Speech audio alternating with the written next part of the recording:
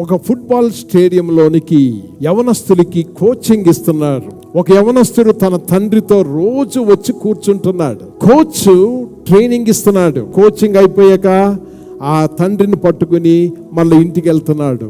మళ్ళీ రోజు వస్తున్నాడు.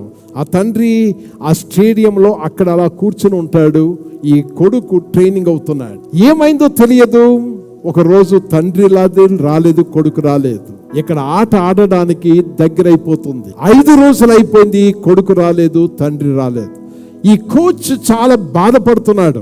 అరే, ఆట వస్తుందే, ఇప్పుడు మన యొక్క స్కూల్కి మంచి పేరు రావాలి, వీడు ఎందుకు ట్రైనింగ్కి రావడం లేదు?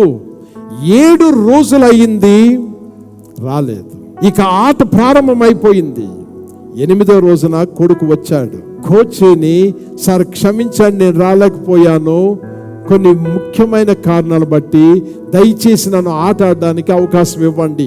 కోచ్ అన్నాడు, నో, 7 రోజులు నీవు రాలేదు, మీ నాన్న నిన్ను తీసుకురాలేదు, నీవు ఆడడానికి వీలు లేదు. ఆట ప్రారంభమైపోయింది. పాపం ఈ యొక్క యవనస్తుడు ఒక్కడే అలా కూర్చుని ఉన్నాడు. సడన్ గా ఆటలో ఉన్న ఒక యవనస్తుడు కాలు ఇరిగింది ఎదుటి వాని యొక్క దెబ్బకి. ఇప్పుడు అతని స్థానంలో ఇంకొకరు పెట్టాలి. కోచ్ చూశాడు, ఒరే సరే, మన టీంలో ఉన్నవాడు గాయపడ్డాడు కాబట్టి నువ్వు వచ్చి ఆడు. వెంటనే ఆట మైదానంలోనికి వచ్చాడు. బాల్ తన కాళ్ళకి తగిలింది. అందరికన్నా వేగముగా వెళ్ళి గోల్స్ వేస్తున్నాడు. అవతల వాళ్ళు గోల్స్ వేస్తున్నారు. అన్నిటిలోనూ ఈ స్కూల్ సంబంధించిన యవనస్తుడు 5 గోల్స్ వేసి నెగ్గించాడు.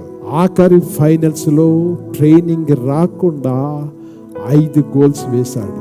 కోచ్ అడుగుతున్నాడు, ఏమైంది, నువ్వు ఎలాగేయగలిగావు ఈ గోల్స్ అని?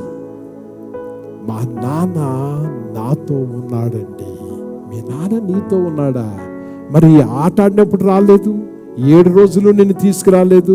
అయ్యా, మా నాన్న నిజానికి గుడ్డివాడు, చాలా బలహీనుడు, క్యాన్సర్ వ్యాధితో ఉన్నవాడు. గతించిన 4 రోజుల క్రితమే మరణించాడు.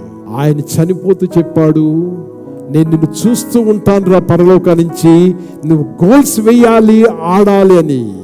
మా నాన్న భూలోకంలో గుడ్డివాడుగా ఉండి చూడలేదు, పరలోకానికి నన్ను చూశాడు, అందుకే నేను 5 గోల్స్ వేశాను. ఈ లోకంలో ఉన్న వాళ్ళందరూ మనల్ని వదిలి వెళ్ళిపోతారు, కానీ ఎన్నడూ మనల్ని విడనాడని వాడు మన యేసయ్య, మన పరలోకపు తండ్రి.